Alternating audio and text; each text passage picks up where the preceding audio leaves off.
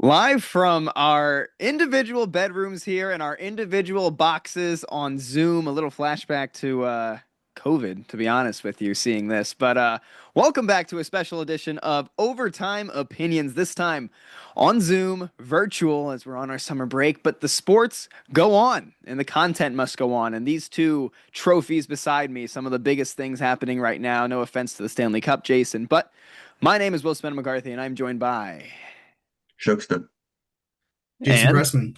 Jason Pressman. Well, glad we're all together, guys. I mean, good to be back here, June 18th right now while we're recording. Normally we wouldn't do something like this, but I mean, lots to talk about. And just before we dive into anything, I need to clarify what is on my body right now. This is not by choice. This is not by support. I actually hate this team. Jalen Brunson's the player. I'm down the street from Villanova right now, which is, I live very close to Villanova, so I'll say that I'm supporting Villanova, but Pressman will have a different story of why I'm wearing this jersey. You lost the bet. I You lost the bet. lost the bet we made back in October. Yes, it was October because it was right when the season started and Edgecombe dropped like 36 or something. Yeah. Yeah, you know what? If we find the clip, we'll put it in here. Yeah, we will. But of the We whole will. bet being made and the very specific conditions, but the conditions were met, funnily enough, because the Knicks and Sixers played each other. We thought we would get some time, they would have some space to play each other. It would have been funny if they both got knocked out in the same round. But It would have. I don't know what we would have. I can't be But happier with the result. Knicks get a championship. Will's in the jersey for the foreseeable future, and man, I I was not stepping into New York City today. Oh man, I was supposed to drive home this morning from Delaware because I had to move some stuff in, but I didn't want to deal with Manhattan being locked down due to the parade. But I'm so happy the Knicks have won the championship. Probably the only championship I'm going to see in my lifetime because I'm a Jets fan. I'm an Islanders fan. The Islanders are rebuilding. Jets are stuck in purgatory. But you never know. I never thought I'd see the New York Knicks win, and here we are. And I have to say, an incredible finals from start to finish. it was, yeah. I mean, the Spurs just awful play. I mean, to say the least. You have leads in all but one game, like double digit leads, and you manage to choke every single one away. But I hear it's dangerous in New York, and I kind of want to bring Tim in on this because I don't want to hear anything, another word about Philadelphia fans being rowdy or Right. rude or violent. Because have you seen what the New Yorkers are doing to New York? Okay. We might throw snowballs at Santa Claus, but at least we're not burning school buses on fire. Correct. So there's a Correct. difference. But again, I think I told this to one of my friends is like if the Philly sports fans start if an Eagle if after the Eagles won the Super Bowl or the Phillies the World Series or the Sixers an NBA championship, if all that would happen that's going on in New York happened in Philadelphia, it would be everywhere in the news. But because it's New York, I guess there's a little bit of a double standard. I think But so. Yeah. I'm glad Press is staying out of that neck of the woods today. I Yes. think it's a good business decision by Pressman to It is stay a in good Delaware. business decision and for my own personal health because I feel Yes. like I would have been enveloped in the crowd because I Would have don't been have any Knicks gear. yes. Yes.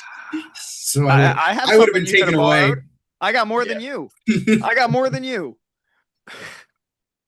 But Unfortunately. speaking about that series, I know Will, you mentioned all but one of the games where the Spurs were leading, they lost, and it's a really interesting to look at when you look at all the games. Game three, the Knicks were leading at half, and then they lost. Was it only by a point? It was something ridiculous. Yeah, yeah. Was that the OG Anunoby game? No, No, that that, that was game five. But game five. Okay, oh no, wait, that was game four. Yeah, Game yeah, four four. was four. OG's That's the one tipping. I remember the most. You know, I mean, jeez. With the one by 30 and then they end up losing. Yeah. The Spurs. That might have been the most like even when the Spurs were up by 25, you just had a feeling that the Knicks were Hmm. going to claw the way. Like you had no confidence in a 25-point lead, which is telling. And watching that game, it's frustrating to watch as I don't even call myself a Spurs fan as much as an anti-New York fan. But it's just frustrating. Like, all right, the threes are falling for the Spurs in that first half of game four. But when you have a 30-point lead, you don't have to push the basketball. Milk some of that shot clock. Mhm. Don't shoot threes. In my opinion, that's a big coaching issue with Mitch Mhm. Johnson. He's a younger coach. It's his first time in the finals, along with, really almost everybody of significant on this Spurs team. But you got to slow down the game. You got to feed Wemby in the post.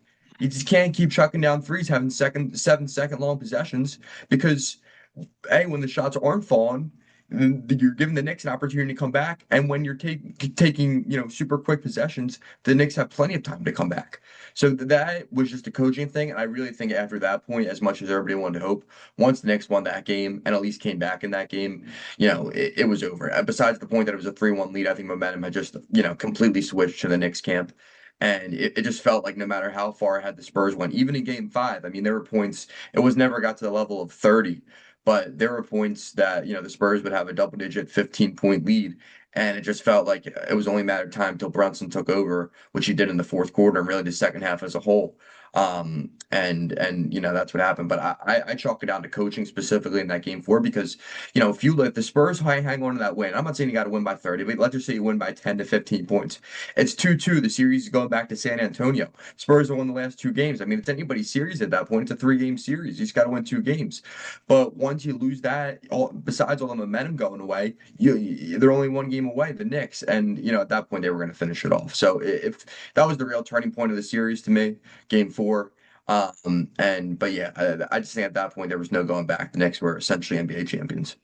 Don't you Yeah, think? and I mean, Oh, sorry. oh, Go you ahead, can go. Preston. Okay, so I think looking at Game Four, when I was watching it, when we were down at half by 25, and earlier, like 2 minutes before, we were down by 29. I still was looking at the TV, just like this might be me being a delusional Knicks fan. It just like we're gonna win. I looked at the TV and I said, you know what, we're gonna win because this is what's been happening all series long. We go down by 20 something points and we come back and win. I even, the app Real, Yes. Yeah. you can put a wager on the game, not real money, but it's like Rax points. Yeah. It's like a fun I little put thing. I put my entire thing down on the Knicks coming back with a 32% chance, which is one of the times I wish I had a betting app because oh man, I would have won so much Would have money. cashed in there a little bit, I Preston. would have cashed in because that's how confident I felt. I said, okay, we're down by what 27. We're still gonna win this. There was a 32% chance that when you're down by 25, that the Knicks are going to come back. That's unheard. That should be there should be a Yeah. 1% chance if you're up Right. by 25 points at halftime and you're in the NBA Finals and you have the most athletic player in basketball, Victor Wembanyama, on your team. You should not be coming back. De'Aaron Fox should have held the ball, or Stephon Castle or whoever at the top of the key for the entire shot clock, then fed it inside to Wembanyama. You could have done that, 20, 30 times in a row, milk the clock out. And, I'm not saying you win. You gotta make shots fall. You gotta play good defense. But, you can't, if you're missing those shots and you keep forcing them and you keep taking 7 seconds per possession, it's not going to happen. I blame the coaching. I really do. Yeah, and I think this really does speak to the two different levels of coaching. Because last year you saw with Tibbs, he would keep the stars out there when they weren't producing. He would keep them out there Yeah. no matter what. And you look at the Knicks run this year, they're putting their bench players in, they're cycling out players. Kind of reminds me a bit of a hockey team where you just keep cycling out players, even though when they're not producing. We'll get to that with Carolina because that's what Carolina did over Vegas, and which is a huge reason why I think they won. But back to the Knicks, you saw the Knicks cycle out players throughout the game, and I think that really put them over the edge because they always had a fresh set of legs ready to go. Then you had your bench players who you're not leaving cold until the last moment. You've had them come in, make shots if they're not producing. All right, keep cycling, keep cycling. And I think that's kind of what the Spurs lacked. They almost relied entirely on Wemby and his big frame to get them through situations where they were down. They didn't do as what Tim said, milk the ball, milk the shot clock, because they were just trying to keep building the lead when they should have just held on, still build that lead. And I think we can go back to March Madness when I said this about Michigan. They kept them at arm's reach. They didn't try and keep pushing the lead. They tried to keep the lead that they had. They wouldn't go out, keep draining threes. They'd keep the shot clock. They'd keep it to, what did I say, 11 points range where they could just keep them at bay. And I think that was huge for Michigan. Now, obviously, Knicks and Michigan, two very different levels of basketball, but it was smart coaching is what led Yeah. Michigan to ultimately holding down the lead. And whatever, it's one game compared to a 7 game series, but it's that philosophy, that decision of keep them at an arm's reach, but don't make it to where you get cocky and where you can start letting your guard down. I think that's where San Antonio really struggled. Don't you think that it's hard to believe that this is the same Spurs team that took the Thunder to 7 and beat them? I mean, I've been critical of the Thunder since last year, but there's no denying that they're a basketball team that wins games and wins series. I agree with Tim and you, Pressman, that it's a coaching thing, but do you think the lights were just too bright once they hit that stage in the finals? Because I'm sure I'm not the only one that would say the Thunder are a better team than the Knicks. Well, let's look at it this way. The Spurs and the Knicks have played each other in the NBA Cup. And I know everyone's always still off put by the NBA Cup. I still Yeah, am. I think it's a useless tournament. it But you is. saw the Knicks and the Spurs go at it. You saw the Knicks outplay the Spurs in the NBA Cup. So that kind of gave you a little bit of what to look for. And I know before all this, we've never seen an NBA Cup team become an NBA championship. Maybe that will now give legitimacy to the NBA Cup. But for the Spurs to beat the Thunder, I think everyone said this. I think we've touched this before. The Spurs were built to beat the Thunder. They were built to beat the Thunder at their own game. And you saw this with what teams try to do to Golden State. You saw them try to counteract the big bad team in their conference because they were built with the mentality that the other conference is weaker and we can just outplay them.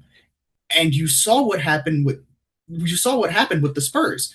They thought we have this, we can drain a lead, we can keep it going, we can outplay these guys. And it kind of just came back to slap them in the face because they went into the finals thinking we beat the champs, we have this. But they didn't really see the Knicks on the same level as them. And I feel like that's what kind of led the Spurs to letting their guard down, losing these massive point differentials. And if you look at Wembanyama, his whole career, he's been a top level player. And as of right now, I know there is the NBA slander Twitter calling him Mr. Second Place. And Yeah. that's not going to go away for a while until he actually wins because you saw it happen in international play. You saw it with him growing up through basketball. And now here he is in the finals getting second place again. A lot of players don't make it back. I saw a tweet. It was like Allen Iverson, Charles Barkley, Chris Paul, Steve Nash and Chris Paul must see TV. But like some of these guys, they don't make it back. Legends of the game, like Allen Iverson, a big Philly guy. He made it once. He had one chance, missed it, never went back. Even in today's game, Giannis has been to the finals once and has struggled in the playoffs and even winning regular season games since. It's just, some players don't make it back. It's not guaranteed. And the anomaly of at least the way the West was set up this year, with the Spurs being able to come out. I mean, there was the Timberwolves. The Nuggets got dispatched really early on. I mean, much earlier on than I expected they would. Um, you had so many teams that could have really caused trouble. The Lakers, even the Rockets, the Timberwolves, they handled, but it's the Wild West out there, is how I see it. But I know, Tim, it looked like you wanted to say something.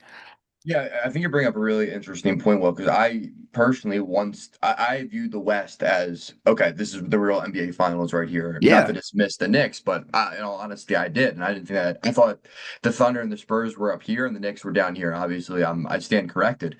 I think that the big thing with the Thunder and Spurs series is that it was very obvious who both teams' number one was. You have Shea and you have Wemby. right. Besides that, the supporting cast for the Thunder didn't really show up. I mean, you can talk about Game 7 and Chet Holmgren's lack of, ability, lack of scoring, lack of, putting his impact on that game. You didn't really have it. So the Spurs were able to take away with that. I mean, if you take away Wembanyama, who's the Spurs' best player? Who's taking that shot when he's off the court? That was the big question. It seemed like De'Aaron Fox at times throughout that series implanted himself as the number two on this team. I don't think that he was. In my opinion, out of everybody there, it's Dylan Harper. The issue is he's still in his rookie year. It takes time to develop. And you got a lot of other pieces like Devin Vassell and Stephon Castle and Champagny. But the Spurs don't really have that number two guy, and I don't think that mattered against the Thunder when their number two guy and Chet Holmgren didn't really show up as much. I think that it was really Wemby versus Shea, and Wemby went off that series, along with the supporting cast. But when you go against the New York Knicks, who have Brunson, who was on, we talked about Anunoby, who had a massive game four, and really throughout the series. I was sitting there watching game five, talking to my friends, and I was like, if Brunson doesn't have a good game, and Anunoby does, is Anunoby in the conversation for Finals MVP? Hmm. Maybe they lost and it kept going, but I don't know who showed up. Cat showed up. Mitchell Robinson showed up. Josh Hart had some big buckets, also missed some big buckets as well. But the New York Knicks were a lot more together. They had a lot more production top to bottom.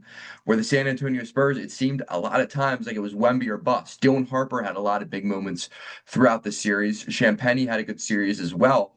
But it just seemed like that was the difference, in my opinion, is that the Knicks, whoever had the ball in their hand, it just felt comfortable they were making the shot. It didn't feel the same way for the Spurs throughout the duration of the NBA Finals, while it did in the Western Conference Finals. And I would give, in my honest opinion, I would give OG the nod for Finals MVP because I mean, you don't clinch the series without that tip, and you don't clinch the series without his level of production. And I know Offensively Brunson, and he had a defensively. yeah. I mean Yeah. Brunson. Mhm. Let's be honest, you're dropping 30 points a game, you're dropping 40. It is really well deserved, but I feel like without it, I mean, OG had an incredible stretch. Yep. And I kind of look at it as like an Andre Iguodala in 2015. Like the Warriors could not have won that championship without that Finals MVP Iguodala, and I feel like it should have been the same recognition for OG. He was the last effort every time the Knicks needed that last push. I know offense and defense, and he got the job done every time. He didn't have too many bad moments. He saved the series for all I'm concerned. I think Brunson kind of like the obvious choice for the Finals MVP. Like if you were going to give it to anybody that on the Knicks, but I think something is there to be said. It's a good point by you, Tim, to give it to OG there. No doubt about Yeah. that. Yeah. But And I think that obviously after Brunson's performance in Game Five, I think you just had to yeah, give it to him at that point because of he went off. But the Spurs a lot of times throughout the series got Knicks, whether it was Cat or Bridges or somebody into foul trouble early, which I think was a big reason why. I think Cat had two fouls in Game Four. I think within like the first 2 minutes or something like that. Yes, he had to get Right. pulled for that. Yeah, exactly. But you never kept going because you just kept shooting from three. Bring it inside, attack Cat. I mean, you get Cat out of the game. You force a lot of pressure on Mitchell Robinson, who's a better defender than Cat interior, but it gives so much more freedom to Wemby to come out outside the arc and then drive. I mean, that's Wemby's biggest skill, I think, is going downhill. It takes the guy 2 steps to get to the basket from outside the arc. Well, Cat has the athleticism to be able to play defense, perimeter defense as well. Mitchell Robinson's a better defender, specifically interior defense. But if you can get Cat out of the game and then you take away his offensive production, his spacing of the court offensively, because he's really a stretch five. You saw two stretch five starting centers in this series. So that was another thing with the Spurs. I just really think it was a lack of coaching, and I think that that's what it just boils down to. I don't know if there's necessarily a big talent difference between the two teams. I think it just was, Mike Brown. The Knicks had an identity. They knew who their guy was. They knew what the role players knew what their job was. The Spurs just seemed all over the place. It didn't seem like they knew how. It didn't seem like they knew when Wembanyama was off the court what to do. I mean, they would just dribble around and then Fox would chuck up a three or something. And the low IQ plays and the positions that Mitch Johnson put them in, I think was what collapsed the series for the Spurs. Yeah, and let's take a bit of a look back at the whole final, like the whole playoffs in general. You have two very different paths getting to the NBA Finals. You have the Knicks blowing through most of the East, aside from some trouble with the Hawks, and then you have the Spurs, who, not for nothing, really fought their way to the NBA Finals. They really had a tough go of things, and it really just goes to show, just basically, one team was probably better, well rested for these finals. They had a lot more time, but Spurs wise, they had a lot more competition in the West than in the East. And who knows? I think the East might be wide open for the Knicks to come back next year or maybe make another Eastern Conference Finals because what I said earlier in the year, I thought the Knicks would make it to the ECF and maybe lose to Boston, but as of right now, you have a lot of teams moving around. There's some trade rumors of Giannis to the Celtics in a three-way trade, I believe. Yeah, yeah, And that's heating up a little bit. so the East, for all intents and purposes, right now is anyone's game.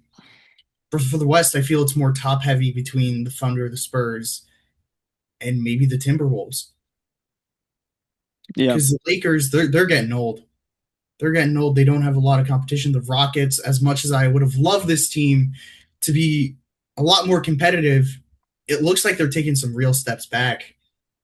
The Suns, what they Suns make are the done. finals a few years ago? Yeah, they made it in 21. One, yeah. Yeah, they're done. They're out of it. That was their chance with this team. They need to they're going to go back to being lower in the West, I think. Yeah, and speaking of another team who made kind of a weird miracle run after a lot of controversy, the Trailblazers making it in at the seventh seed. We don't know where that team's going. They can go in any direction. I know they lost their interim coach because like, cheap ownership. They didn't want to pay him. They didn't feel like Hmm. he was worth the money he was asking, so they let him go. So I think you're going to see three more teams, three new teams in the Western Conference, and I don't know how much I want to stake my claim on this. I think the Rockets will be a play-in team, and I think they're going to get bounced because you Uh, have a lot of uncertainty with this team. You had KD, who's probably going to jump ship again. You don't know where this young core is going to go. You don't know if they're worth all the effort you want to put in. And then the East, who knows where this is going to go? Pistons obviously is the one seed and leading the East. I think they're going to fall. I think the Knicks will probably be number two. I can't see the Knicks, even though they are NBA champions. The number one seed in the East is cursed. So I think you'll maybe see Cleveland or Detroit battling it out for number one. But that's another thing. Cavaliers went all in this year and it did nothing. So you really got to ask some questions there. The Hawks are going to falter. I think the 76ers take a huge leap next year, That's what we like which to hear. That's what we which like pains to me to hear. say. I think they will definitely be maybe top five in the East. I You think might be maybe more optimistic than me. they'll maybe be around. Well, it all depends if you guys really do take the next step. You see what worked this year, what didn't, and unfortunately, it all boils down to what do you do with Joel Embiid? Because Trade him. I That's think what you I have think. to. I think you have to move off of him because I may not know much about basketball, but when I was watching the 76ers play both the Celtics and the Knicks, the one thing I kept saying is, man, Embiid has to go. I'm watching him play because sometimes he is the focal point of this team. He is the effort, but if things aren't running smoothly through him, the team is just dead in the water. And for a team who is getting younger, who has now VJ Edgecombe, Tyrese Maxey, you kind of got to lean in that direction. You kind of got to go.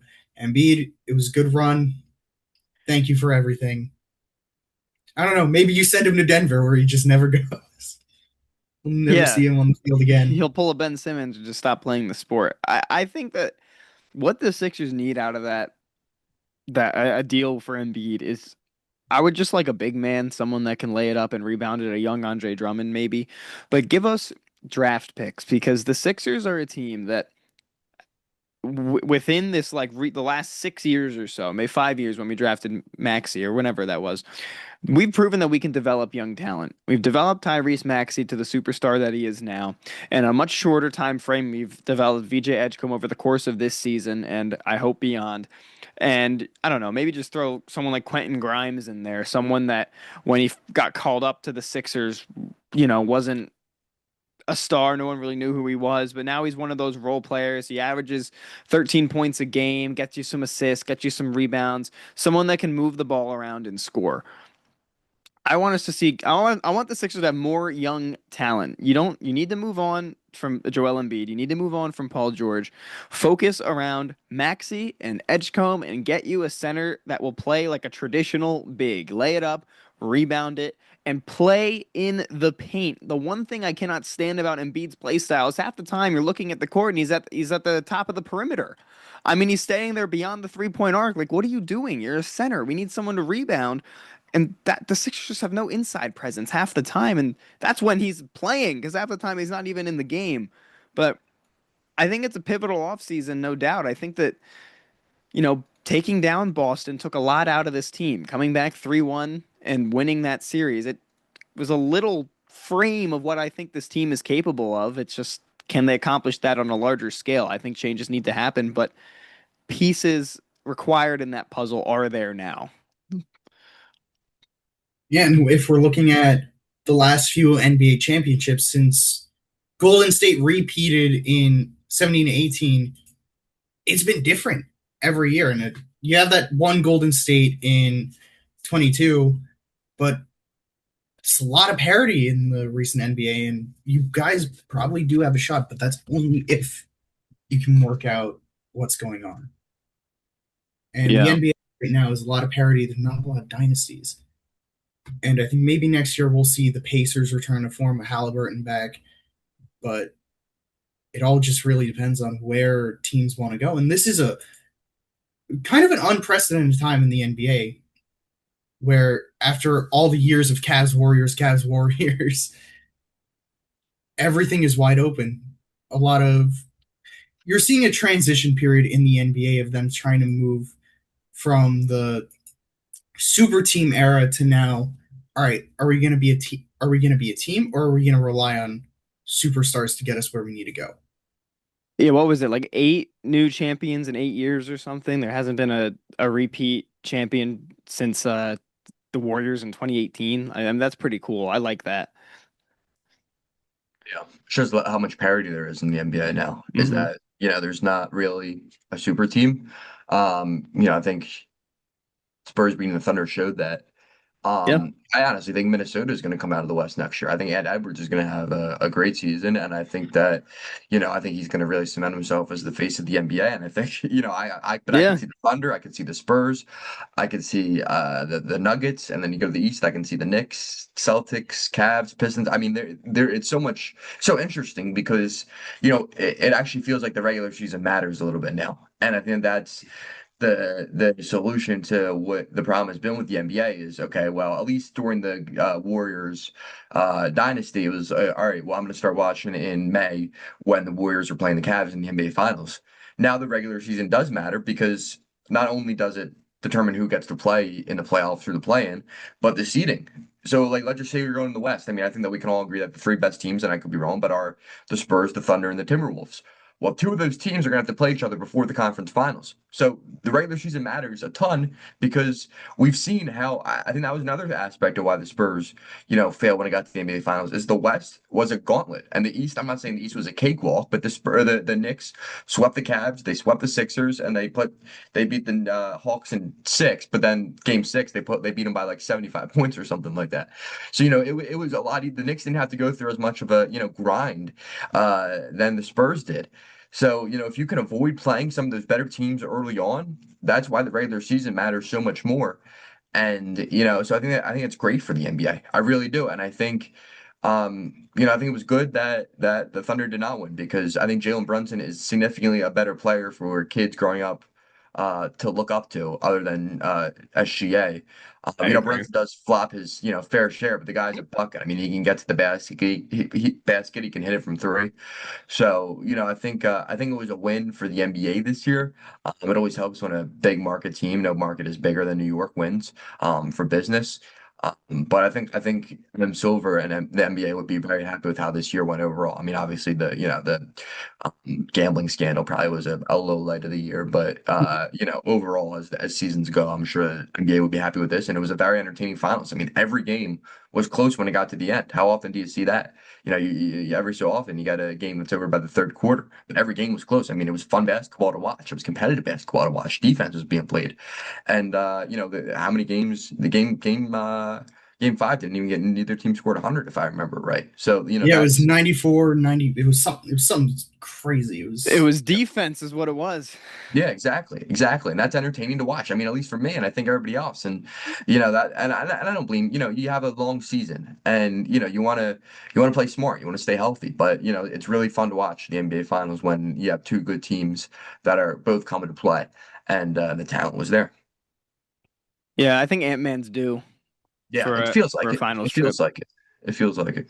It's just a matter of time, it feels like. I mean, it could have been this year, play the Spurs. It's tricky, but it's tricky with the West, but I agree with you. He's definitely due, and I feel like it's coming up. Yeah, But hopefully. if I may, gentlemen, I think it'd be a good time to move on to the World Cup here. before we Another move on to the World Cup. Okay.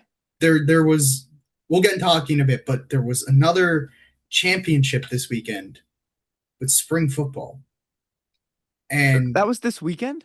yes, the DC Defenders took on the Louisville Kings. Now, Louisville Kings Mm. started the year 0-3. They battled their way to the United Bowl and came back and won it. And I think that's just amazing for spring football. And I think it's amazing because Tim talked about it's great to have a team with a good story to win. It's good for a team with a big market to win. It's good for the league as a whole. And I just thought of that while Tim was saying this because I'm just like, oh yeah, that did happen. And this is another league that's going to take a lot of players and a lot of NFL development, which we can also get into later.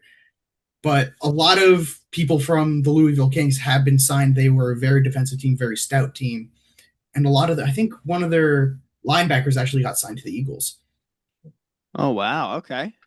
So a great team, good story for spring football because it just shows anyone can win in this league. And it's great story. A lot of the two teams who led the pack this year, the DC Defenders and the Orlando Storm, just got torched by them. And for a team who a lot of people had questions about, to come back and win down 16, the final score was 27-20. It's just great for the whole sport. And yeah, it's just something I want to touch on real quick because spring football is probably going to be around And for the I'm really foreseeable glad. future. I'm very glad that it's this finally landed on a league that's going to make it. And we've talked about the UFL a lot on this show, but it's been a fun league to follow. There's so many storylines and Oh, they are expanding next year too. Completely forgot about that. okay, we getting a They're going to Philadelphia team yet? No, they're going to Oklahoma City. Oh God. Okay. I think there are. I think Philadelphia is on one of the expansion lists of place they want to go. Uh, But one place that they do want to look at, and they are looking at it, is Queens. Interesting. Queens. And where would they go now? They play in soccer stadiums now, right? Yeah, so they would So probably go to. Is it New York FC that plays? NYCFC plays in the in Yankee Yankee Stadium, Stadium. So I but think there's that's no my. yeah, but there's no team. The Red Bulls play in New Jersey, so I don't know if there's a soccer. There's no soccer team that plays in the Queen. No MLS team. That doesn't mean that there's might be eight. I'm sure there's maybe they'll play in City Field. That's Who still what it's called, knows? right? City Field. But they are looking for expansion. They are looking to extend the rules, and a really weird major success point for this league was the 4-point 60-yard field goal. And some NFL GMs have been talking about it. I think it should stay in the UFL because it's just a testing ground, but it's what's getting these kickers signed. It's what's giving these guys another chance. Yeah, and that's Right. nice. That's good. It's nice to have a developmental league in this, and because the NBA has it, the MLB has it. It's nice that the football can have one too, I'd say. Yeah. Yeah. But thank you, Pressman, for touching on that. I didn't even realize that championship was being played. And now I'm kind of kicking myself. I just let it, I just completely forgot about what was going on there. But yeah, there you go. So a new champion there in the Louisville Kings, winning it in DC. But now, talked about this trophy to my right. And now we're going to talk about the one on the other side, the World Cup trophy. As the World Cup is underway, something that I've really looked forward to. I think we all have, to be honest, since 2022. It's the World Cup, you know? I Everyone mean, what a followed with start to the World Cup with Mexico yeah. for South Africa. 3 red cards in one game. Yeah, What a Mexico, South start. Africa. I mean, your team getting the win there, Pressman, but not without a red card in the process. What an amazing start to the World Cup. Yeah. And I have to say, the first slate of games were amazing on June 11th. Mexico, South Africa, Mexico taking it 2-0. South Korea, my bad. First Czechia with South Korea was I feel like that was a last minute goal, right? For Yeah, South they came Korea. back. They came back. Yep. Yeah, so South Korea, amazing match coming back against Czechia in the final minutes. What a great way to start the World Cup on June 11th. I mean, incredible game. And then one of my favorite stories from the World Cup coming the next day, Bosnia and Herzegovina. We talked about this a bit. You can see on some of our posts, we touched a little bit about Bosnia and their song Take Me to America, and then drawing Canada, who is no slouch of a team. They're not one of the more competitive teams, but they're still a good team. They're still one of the people who are probably going to make it a little bit far, and this goes well for Bosnia in Group B. And man, just what a incredible story! One of my favorites. And Tim, I get you want to talk about Team USA real quick in their match against Paraguay. Yeah, I agree with Press. I mean, what a way! I remember I was sitting up there watching Mexico and South Africa, and South Yeah. Africa actually played earlier. South Africa looked very bad when they were playing Mexico, just like technically, like not up to par with the World Cup standard. But they played today. They played Czechia very well today. Scored a penalty kick, and it looked like that if that game had 5 more minutes on it, South Africa might have gotten a win there. So the cool part about this World Cup is because it's expanded. And for the first time, there's going to be a round of 32 component. Usually the knockout stages begin with a round of 16, then quarterfinals, so on. But now because there's a round of 32, you have a lot of third place teams out of the 12 groups. Eight of those teams, eight of the third place teams in the 12 groups will go through. That's, Mhm. almost two out of every three will go through.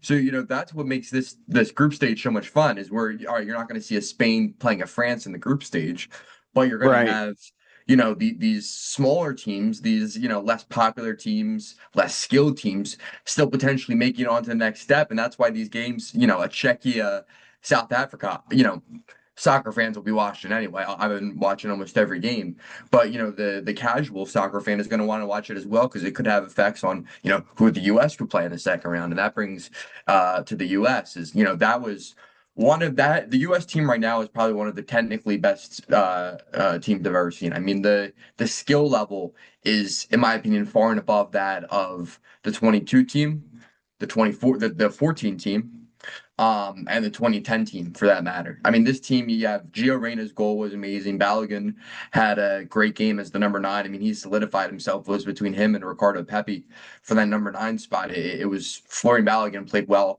He spaced out well. He made the runs necessary. Obviously, Pulisic had a great game, leading this team, and he really cemented himself as the guy on the pitch that you feel you can trust the ball with most at their feet. The U.S. plays tomorrow. At 3 o'clock, he's still questionable for it. He hasn't trained with the team as a whole. He's been off trained to the side. I don't think it matters just because of how much chemistry this team has. But Tyler Adams in the midfield and Sebastian Berhalter had a great game. Tim Weah had a great game. Just all around, this team is really good. Weston McKennie played amazing. I mean, this team is legit, and it's going to be big when they go up against Australia tomorrow with potentially a spot winning the group, depending on how the Turkey and Paraguay game goes. If Turkey and Paraguay tie, then all of a sudden that game becomes for the winner of Group B, or excuse me, the winner of Group D.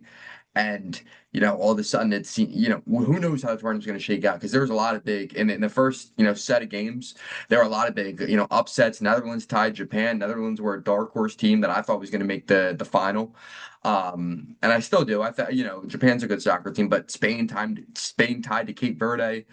Portugal tied last night to or yesterday afternoon to the Dominican Republic of the Congo.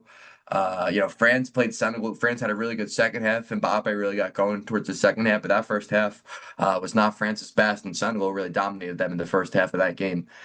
So a lot of and Argentina still seems to be the Argentina of 22, and Yes, they Messi had do. obviously a big game, and just the differences between how Messi plays with Argentina and Ronaldo plays against with Portugal, I think is the reason why Portugal is not going to win the World Cup. When I watch Portugal play, it seems like Ronaldo is doing more harm than good because Ronaldo wants it to be about Cristiano Ronaldo, where Messi, is it's not like they're passing Messi the ball. He knows where to be. I mean, that's the biggest thing about Lionel Messi throughout his entire career. Is his head's constantly on the spin. He knows where the space isn't just right now, but where the space is going to develop. He's there. That's why he scores so much. That's why he's such a good playmaker and has as many assists as he does. So, Argentina, I think after the first round of games, Argentina probably is the favorite. I think Spain and France take a dip. But, don't count out the mighty US because if they can win tomorrow and put on another really dazzling display like they did last Friday, all of a sudden people are really going to be talking about the United States of America and they're going to get a much favorable round of 32 and potentially round of 16 draw if they can finish atop Group D. A really great Yeah, and USA let's take report a. there. I like Oh, that. Yeah, thank you, thank you. this is a great report. And looking at the I games learned that are from going Pressman's on right hockey now, report. in games we have right now, Switzerland USA, against USA. Bosnia, that's going into halftime, both still at 0-0, fighting Yeah. for the top spot of Group B, which has really just been a bunch of draws. While you And you were have talking Canada. about that, I was watching that score, and they're about to go to halftime, and they're putting up a fight again. That Bosnia team. Yeah, and then you have Canada against Qatar later tonight, Mexico against South Korea. I really do think just one goal is going to be the difference between getting into the next stage for Group B because it looks like this group's a lot evenly matched. This group's been very competitive, very low scoring, and it's mostly just been met with ties. If Canada And I think, plays like they did against Bosnia, Qatar is going to have a chance to get a result out of this game too. And imagine you're going to the final set of games and all three teams are tied at 2 points. I mean, that's just a recipe for mayhem in Group B. And I think it brings up a good point, Pressman. Watch it. The Mexico South Korea game is going to be beautiful soccer on tonight. Mexico has a chance to finish atop Group A games in Mexico. It's just going to be great. So it's a must watch game. Because the way South Korea plays is fun, it's entertaining. They're fast. They whip the ball across the field. They You can tell how much passion there is. And then Mexico playing in Mexico, I mean, there's nothing quite like it. As much, as jealous of I am, I mean, when you're playing in the Estadio Azteca, with Mexico, I mean, there's nothing in the United States soccer that compares.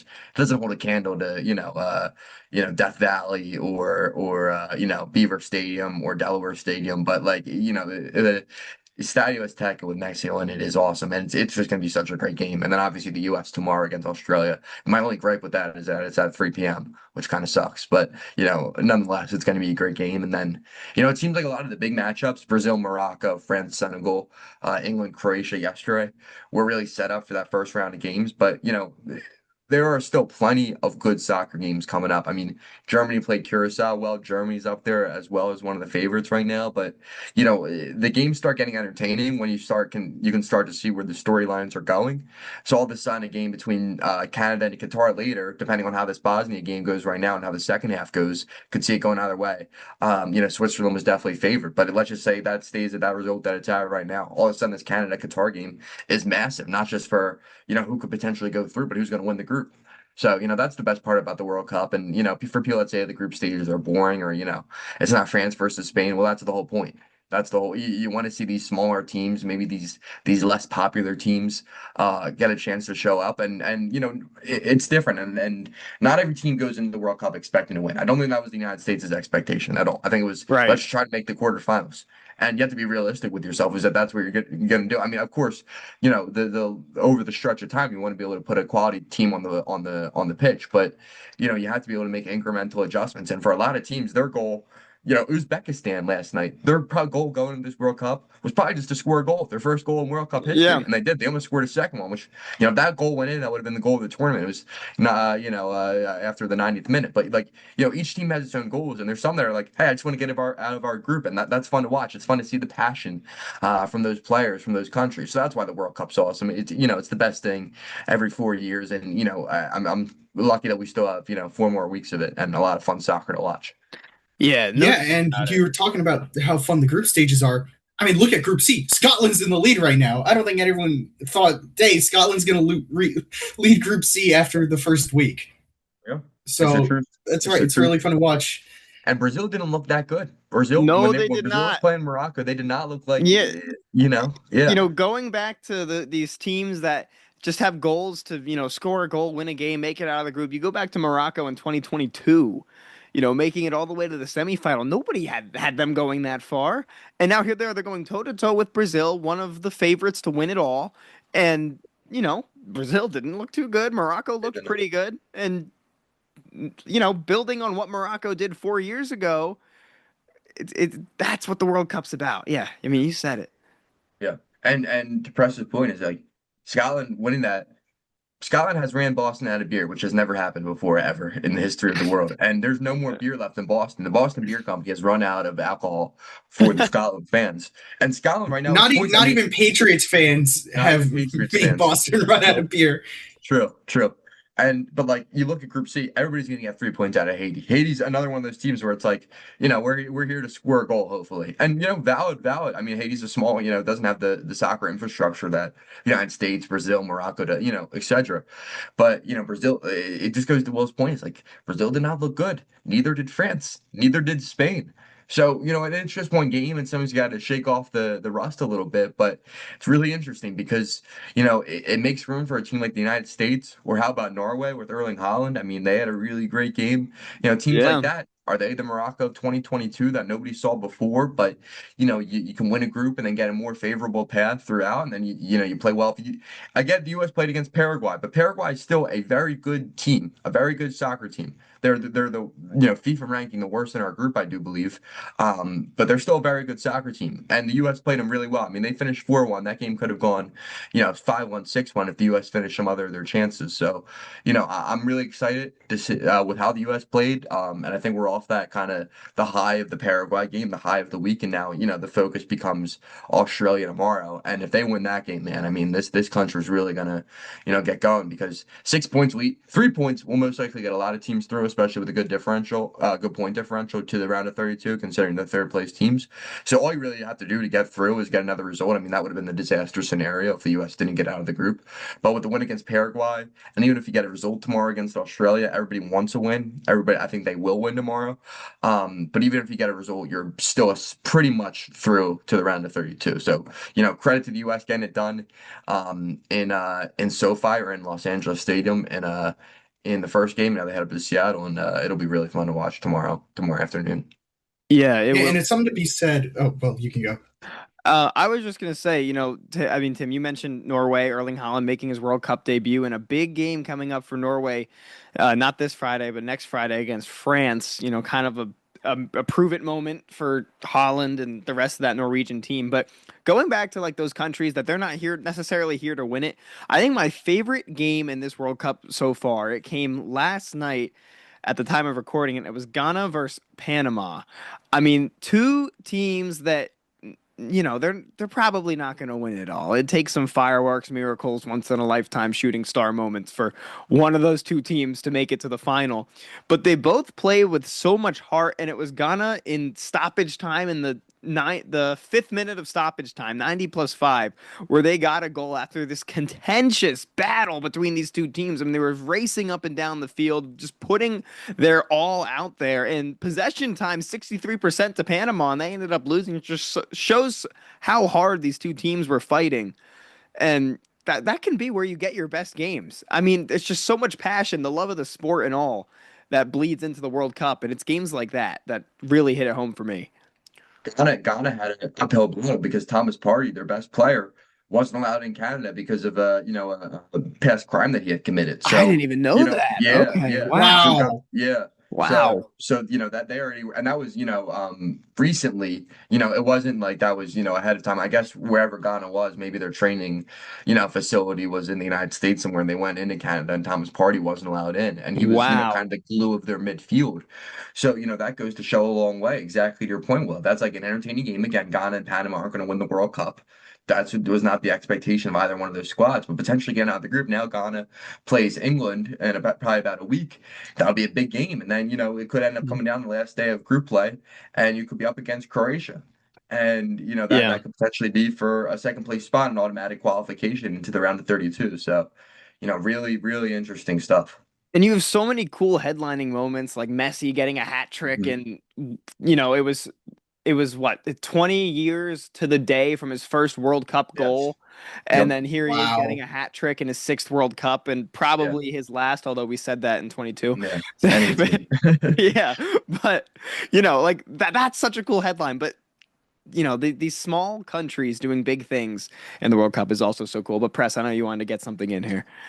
Yeah, it was moving back to Tim's point about like beating teams that, are here for fun, are here for like they're not here to win. Well, they're here to win like some games, but they're not here to win at all. And the United States beating Paraguay 4-1, it's something to be said when you beat a bad team, but it's another thing when you beat them enough to put them away and to put yourself in a good position to Hmm. move on. So you don't need to rely on tiebreakers to help you out to build your fate. And I think that just shows you like a lot of where teams are going to be throughout this tournament. Like as of right now, Brazil is probably just going to scrape by and is going to be one Yeah. of those teams who will be contingent on a tiebreaker. They will be contingent on, will this work in our favor? Will everything fall into place for us? But then you have another team like Germany who is able to put Curacao down with 7 goals. And it's a lot to be said to where you can beat bad teams, but can you make sure that you put them away, that you make sure they can't come back, that you build the lead, make sure you put yourself in a position to move on without any questions circling your team.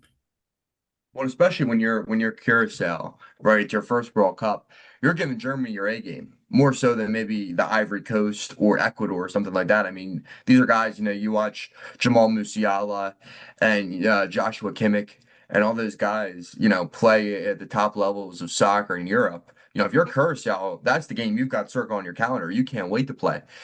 Same thing goes a lot of times for the United States. Is, oh, this is the host. We're playing on their home turf. This is the game where we're going to bring it.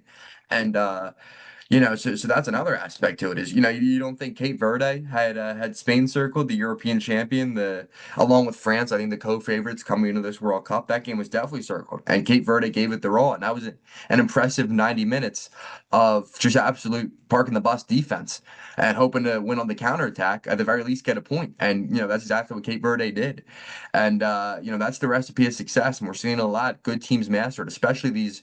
We mentioned Bosnia, we mentioned Czechia. A lot of those Eastern European teams, they use their height to their advantage. They can win on the set pieces, the long throws, the corner kicks, the free kicks.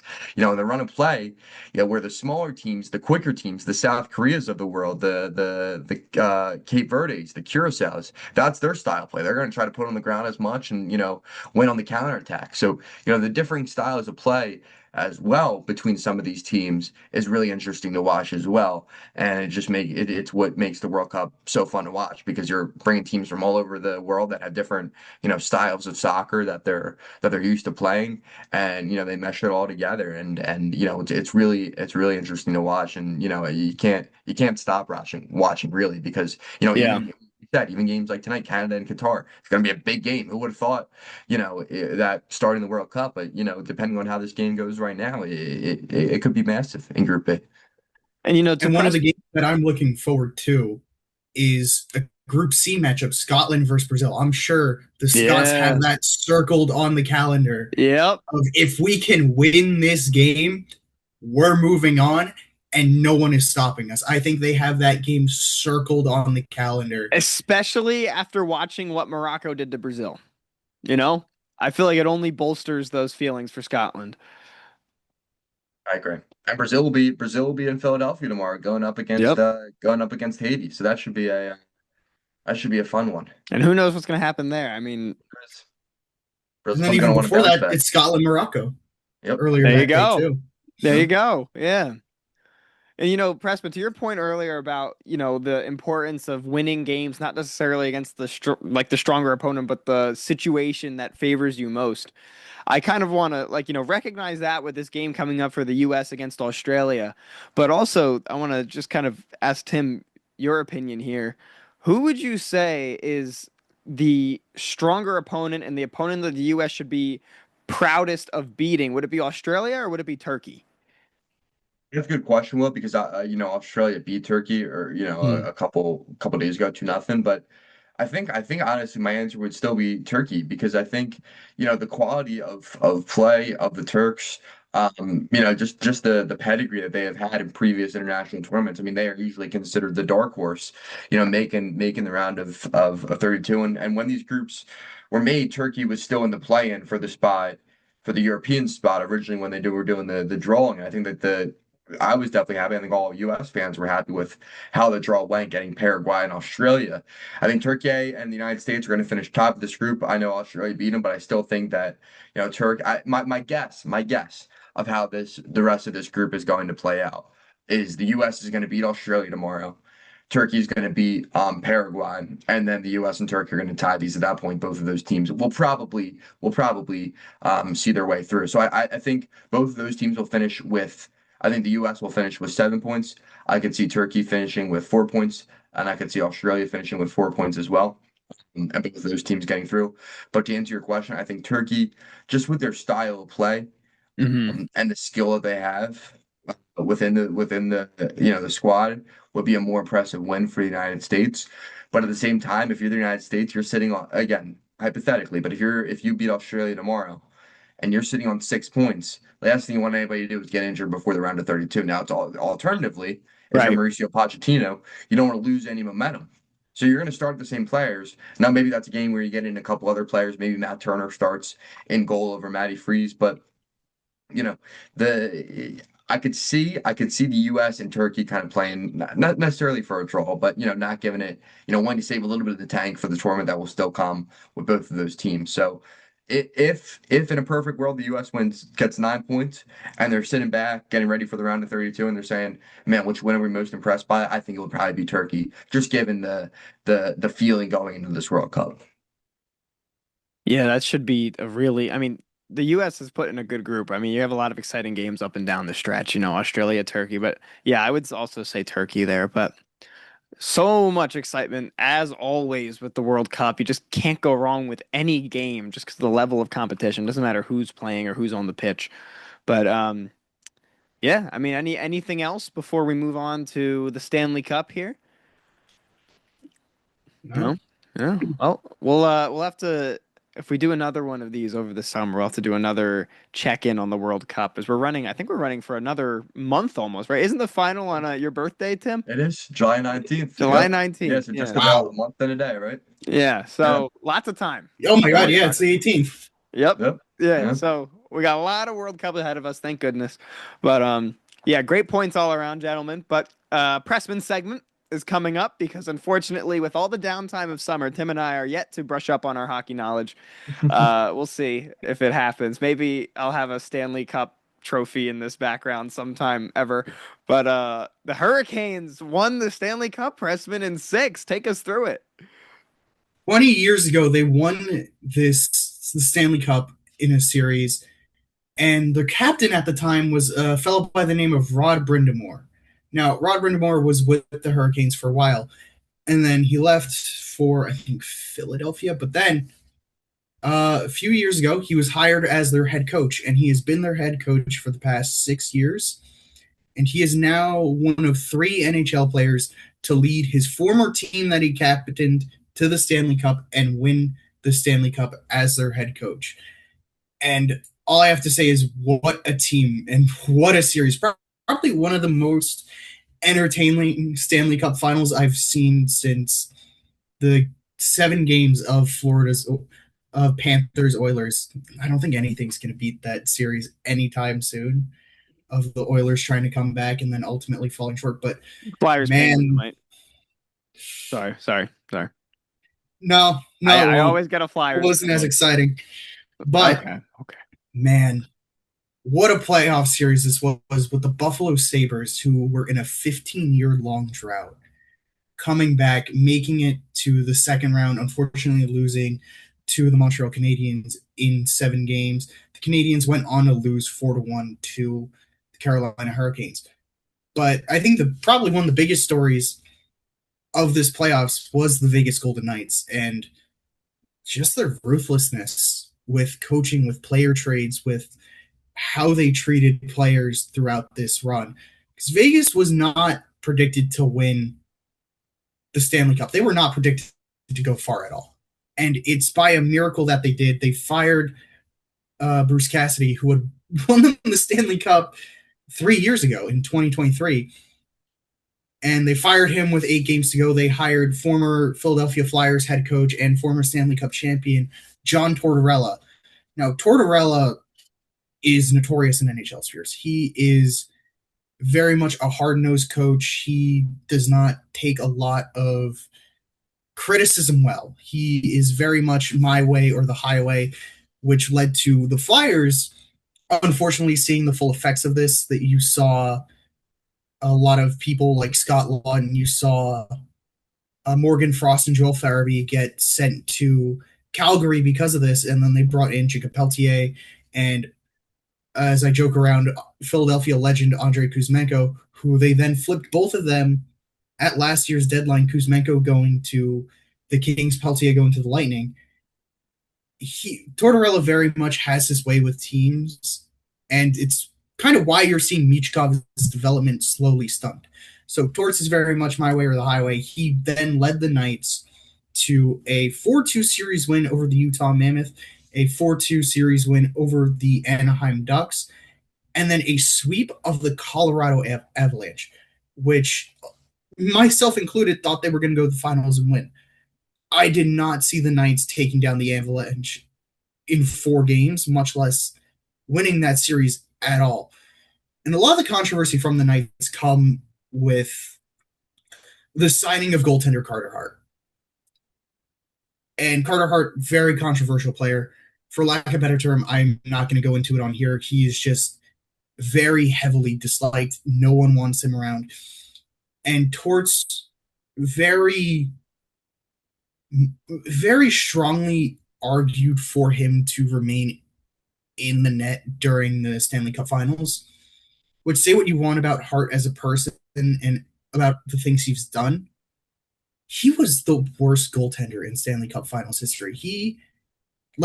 If you look at everything, his goals against average, goals expected, high danger shot chances, he ranks as the worst goaltender in Stanley Cup Finals history. It's not up for debate. He is the worst with all the numbers. Sheesh. And he was asked in a press conference after Game 5, I believe, if he thought about putting their starter for most of the year, Aiden Hill, back in net. And he very vehemently said, no, that's a dumb question. He said to the reporter, that's a stupid question. Why would I do that?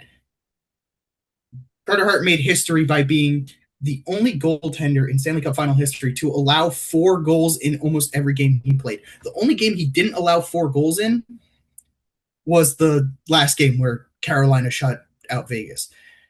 And for a lot of the finals, you've had Vegas struggle with a lot of their stars not producing. Mitch Marner, Howden had incredible games, but then towards the final 2 games, they were just silent. And for better or for worse, Tortorella did what Tortorella does. He keeps them out. He keeps them playing. He wants to keep them out because he's convinced they have the better chance to score. That's not what Carolina did. Carolina, very similar to the New York Knicks, cycling players in and out. If they're not producing, oh well, send out the next line. We can't get a stop on defense, Slavin, you're going in. It's very much rotating bodies, how they played. Carolina's a very numbers focused team. And a lot of hockey, it's a lot of closed culture when it comes to GM spots. You see a lot of the same guys getting the same positions in different teams, maybe a few years later. But Carolina, they for their GM, who he's been there for I think 4 years now. Actually, no, I think it's longer than that, like five. He was not a hockey guy. He was an outside hire. He had a bachelor's degree in chemistry and he had a master's in engineering. Like he was not a hockey guy. He just wrote a hockey blog and then he worked his way up the organization.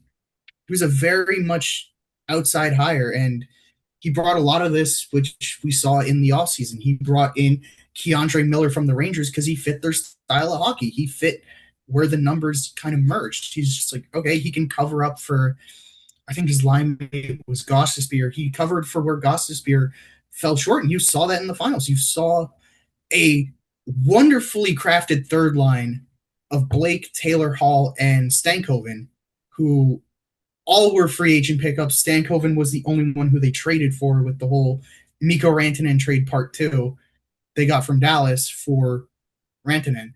Taylor Hall was also a part of the Necas trade, sending Martin Necas to Colorado. And for a lot of it, you see how Carolina built this team. You see they were very number focused, and you saw how they just outlasted Las Vegas. They played to their weaknesses, beating Carter Hart a lot in net, setting up screens, and the just amazing third line for Carolina coming in. My only gripe with this team is the whole playoff MVP of it going to Jordan Staal, because unfortunately, Frederick Anderson, their goaltender, who was up until this point, he only had one loss, and that was to Montreal. And unfortunately, he let in some horrendous goals, leading to Brandon Bussey, who was a waiver pickup earlier in the year. He was on waivers earlier in the year, and they picked him up, said, all right, you're going to be our backup. And he got Carolina the shutout. His first career shutout, Stanley Cup final victory. Wow. So a lot of this team for Carolina, 20 years since they last won the Cup, I say they put together an amazing team, and nothing excited me more than watching Vegas lose because of how much I dislike their organization. They're a very terrible organization to both their players and the fans, price gouging, and basically trading players away on Twitter. Yeah. Vegas is a ruthless place, but they have results. And what player wants to argue with results? True. Well, there's your Stanley Cup. I hear playoff hockey is so exciting. I wish I knew more about it, but especially this year, it was. I would say this is one of my favorite playoff series in history. The Flyers. The Flyers will be back. I think they'll be back. Back. Don't worry, we'll be back. Give the Flyers 5 years. Do you think they can win the Stanley Cup? Can they hoist that Stanley Cup trophy in Philadelphia sometime soon?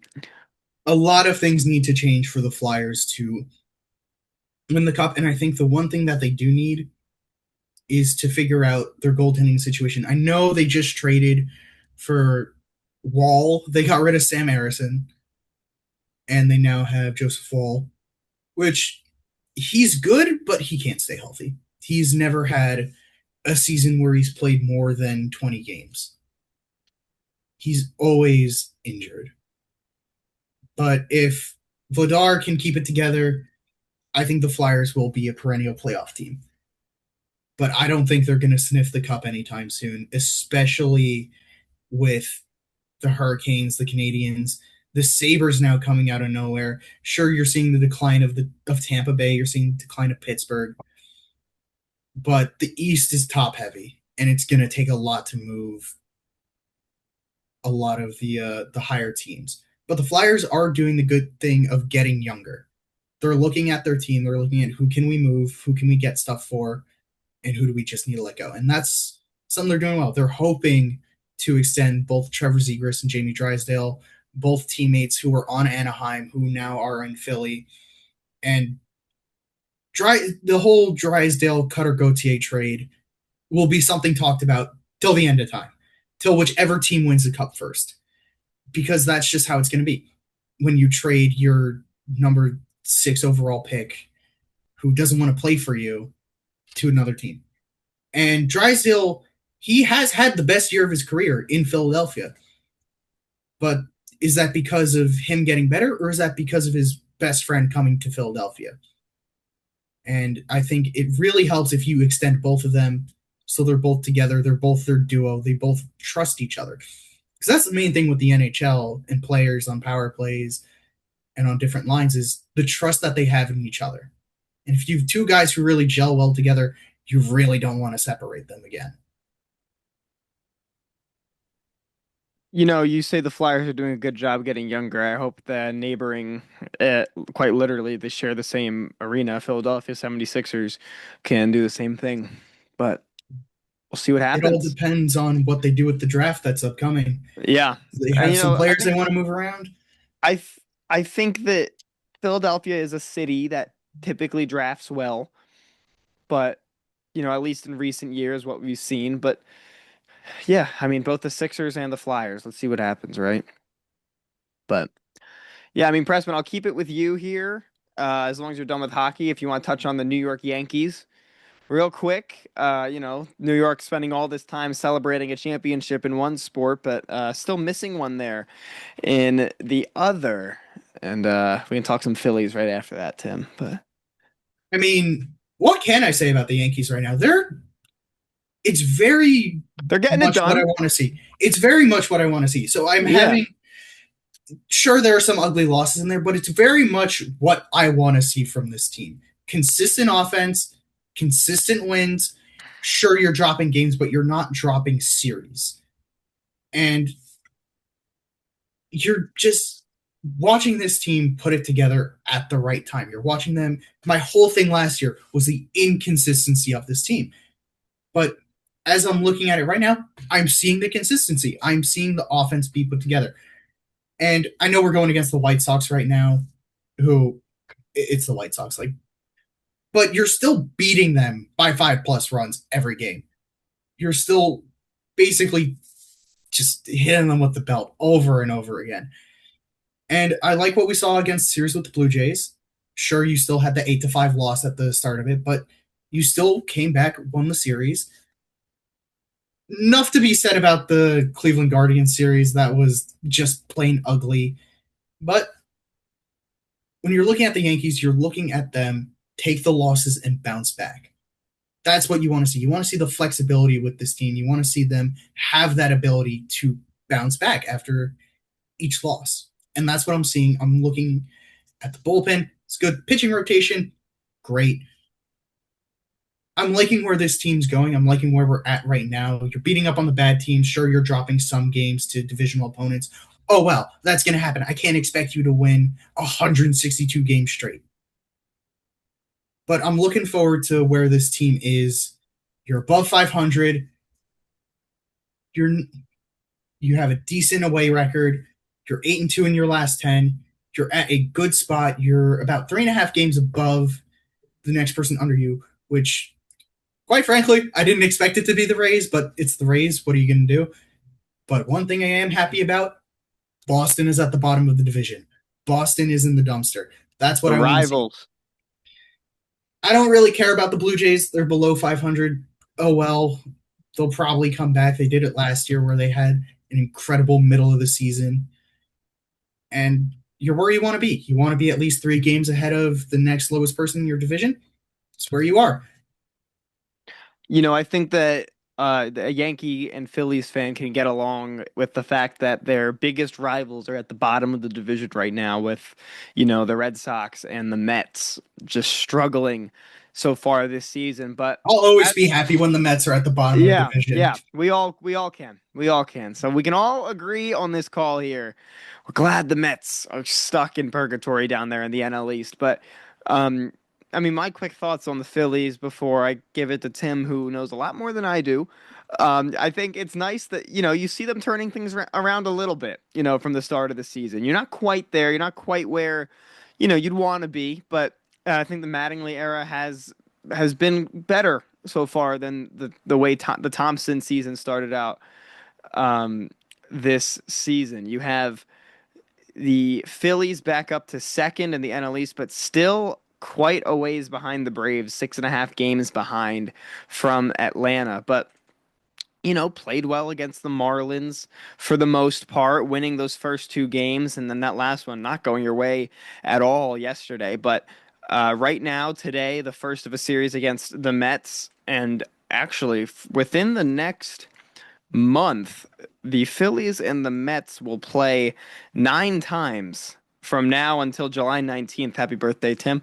So, based on the way the Mets have played this year, your Phillies aren't probably going to win every one of those games, but those should be good wins in the win column, in that chase for Atlanta. But Tim, take it away here on the Phils. Yeah, no, I echo everything you said, Will, and this Phil's team is looking a lot better than it did early on this season. The biggest news surrounding this team is obviously Andrew Painter getting pushed back down to AAA ball, and I think his fastball was really struggling. He was getting hit off a lot, and it was really the Phillies just consistently have lacked somebody else to fill that back end of that rotation. Obviously at the top you have Christopher Sanchez, who's putting a Cy Young level season across. Zach Wheeler, he's having a really good season. Luzardo's pitching well, but it's just those 4 and 5 spots that whether it's Nola or Andrew Painter or Taiwan Walker, you've just never been able to find the level of production there. Um, Likewise, Trey Turner's really been struggling, and that's tough considering how much money he's getting paid. Um, to play for the Phils and struggling offensively and defensively. He's had one of his worst defensive seasons as a shortstop overall. There's talks about maybe Bryson Stott moving over to shortstop and maybe moving Trey Turner over to second base, a less laborious position. And so there are definitely some challenges that this team is facing, but overall, I think the trajectory is going upwards for the Philadelphia Phillies. I mean, especially when you have Sanchez pitching, Kyle Schwarber leads. I know he leads the National League. I think he might lead all of baseball in homers. Harper's been playing well. Marsh is going to make the All-Star team. He's going to be an All-Star, which is, finally we're seeing the Marsh that we wanted to get. I think everybody's happy with what they've seen from Justin Crawford. Obviously, we're still trying to fill that hole out in right field. Adolis Garcia wasn't the answer. Now he's on the 60-day injured list. Max Kepler certainly was not the answer last year. They just signed a guy, Darren Hill. I don't really think he's the answer as well, just based off of the small sample size that we've seen so far. So, I think that that's going to be a position along with maybe getting on a fourth starting pitcher, and as always, refurbishing the bullpen. That's going to be addressed as we head towards the trade deadline. I think Dave Dombrowski is going to be aggressive as he's been. There's been people linking the Phils to Byron Buxton, who could be on the move from Minnesota, and I think that would be a great piece. I mean, I think we would have one of the better outfields defensively in all baseball if you could put Buxton or maybe Crawford moves out to right field, maybe even move Marsh to right and you put Crawford in left or Buxton left. However, it ends up shaking out. I'm sure Don Mattingly would do an excellent job figuring all that out. That would be the number one target if I'm Dave Dombrowski heading into the trade deadline. That's who the Phillies should target. This team's going to win or lose with Trey Turner. I mean, the money that you're paying him, he's not going anywhere, and he's to the skill level that he's part of this nucleus of superstars along with Bryce Harper and Kyle Schwarber. That offensively you need them to produce to go far in October. So that's essentially what it comes down to now. Is it's not the question, in my opinion, of moving on from Trey Turner. Trey Turner is going to be on this baseball team for the foreseeable future. So to win and the Dodgers are a very difficult team in the National League, and the National League isn't easy. They just played the Brewers, who are going to be in the playoffs as well, and in that series, it was not as seamless as other series have been. But I think we have to like where the Phils are right now, and I think they have the skill to continue this going, especially with the starting pitching.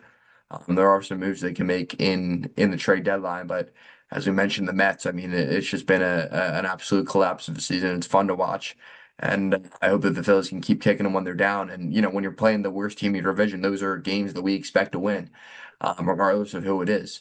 So that's going to be the expectation for the Phillies over the course of this next month is, getting W's in the win column, preparing yourself throughout the dog days of summer so that when we get back to campus in late August and into September, this team can make a push come October And whether that's a wild card, it seems to be just with the way that the Braves have been playing all year that they don't seem they do not look like they'll be stopping anytime soon. It seems like it's them, and the Dodgers, really atop all of baseball, but specifically atop the National League. So you might be fighting for a wild card spot.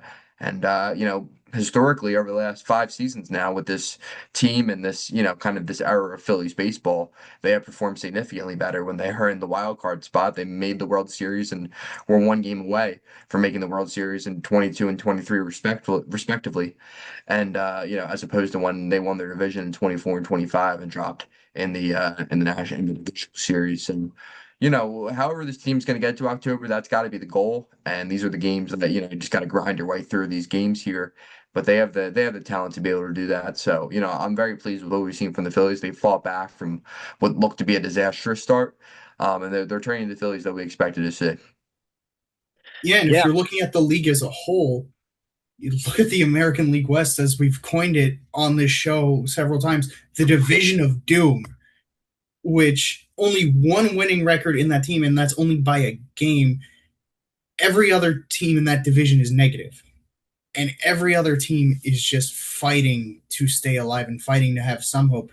The Mariners finally back on top of that division after a disastrous start to the year. I know we were all talking about how Cal Riley probably won't go back to the level of production he had last season, but man, I don't think we expected this out of him or out of the whole Mariners team in general, who looked like a huge World Series contender and who would be a perennial contender. And now looking at the entire AL West, it's just fluctuating back and forth between the Athletics, the Rangers, the Astros, everyone but the Angels. It's true. Yep. Yep. And American League, I think, just like kind of similar to the Western Conference and the Eastern Conference for that matter in the NBA, is just really wide open. And you can see any Uh-huh. team coming out of that. As much as it pains me to say, and I hope the Phil's going to run, and I'll be rooting for them. And come October, I'll be believing that they can do it, and I still believe that they can do it. But it seems like right now the National League is going to come down to the Dodgers and the Braves, which isn't really a crazy shocker. I mean, the Cubs maybe you would have expected the Cubs to be up there, and the Brewers are always good, but we haven't seen them do it in the postseason yet. Losing to the Dodgers last year, getting swept by the Dodgers, and then the year before that, I believe it was to the Mets in the wild card round. The Mets obviously ended up beating the Phillies that year, but it just seems like it's going to come down to those two teams in the National League. I just still think the American League is wide open. I mean, it could be the Yankees, could be the Mariners. Pressman, are the White Sox still in the lead in the American League Central? I know that there was a point in which they were. It all depends on what happens tonight because the Guardians are 39-35. The White Sox are 38-34 with a game to play tonight against the Yankees at 7 o'clock. Yeah. So, I mean, the American League is wide open. And some of the cast of characters that we're used to seeing, the Tigers, the Astros, the Royals, the Red Sox. Who knows about the Blue Jays, honestly? I mean, those guys through the first half of the season up to June 18th haven't played the level of baseball that, shows, oh, I'm a pennant winning contending team. So, if I'm the best team right now in the American League, it's the New York Yankees. If I want to be any team right now, that's who I feel the best with is the New York Yankees. But I mean, it's wide open. It really is. And I mean, I wouldn't even fault you for saying I want to be the Rays too, because Yankees and the Rays are two of the only teams with 40 plus wins. yeah, Next in all closest is the baseball. In all Guardians. baseball. Yeah. Yeah. And I mean, I thought the AL East would be a battle between the Yankees, Blue Jays, and Orioles, but the Rays are, for lack of a better term, as much as I don't like complimenting the Rays, are a pleasant surprise. I thought they'd be a bottom feeder of the AL East and of the AL in general. Yeah. But the I agree. Rays have shown that they are a team that's probably going to stick around. I wouldn't be surprised. Granted, it's still the Rays. I still will probably think they'll collapse sometime down the stretch, or hey, who knows? Maybe they'll keep it up. You never know. You It's an never know. That's exciting the best part time about in baseball. baseball. The dog days of summer, as I've heard Tim say so many times, it's among us. And, while our attention may be temporarily shifted to the World Cup, you still can't forget about what's going on in the MLB. No doubt about that. This But is true. hey, a little virtual episode of Overtime Opinions, one for you in the summer. I feel like that went pretty well for us being in our boxes in our different zones here, different states. Well, not for Tim and I, but for you, Yes. Pressman. I mean, Rep you're the in country. Delaware, though. You're not that Yeah. far. No, I'm back in New York. Oh, you are in New You're good. York. Okay, okay. I drove back last night. Oh, Gotcha. okay. Okay. So, yes, never mind. You are far. And thankfully, not. I thought when you were saying you weren't in the city that you were like away, but no, I'm glad that you are with us and not probably getting set ablaze in New York City right now because no offense, but your fans are crazy. Oh no, they are. It's what happens when you don't win a championship in 50 years, which makes me scared for if and when the Jets win. If, I'm gonna lose pal. too much sleep over that press. I don't Yeah. think I wouldn't worry about that kid. I don't know if I'd I worry Yeah, yeah. yeah. Say that to the two in the background. about it. I will say that to them. Dude, you guys don't have to worry about it anytime soon. All right, fellas. Well, glad we were all able to get together for this. Be sure to follow us on Instagram at OT Opinion Show, and we'll be posting this episode to our YouTube and some maybe some highlights on our Instagram too. But we'll definitely be posting on Instagram for when we will be doing another one of these, and when we will be back on air on the usual airwaves at 91.3 WVUD in September, maybe August, maybe late August. We'll see when that time comes. But for Jason Pressman and Tim Shugsta, my name's Will Spadetta McCarthy, and signing off on Overtime Opinions here for this summer. We'll maybe see you again, but if not, we'll see you back in Delaware. Have a great rest of your day, everybody.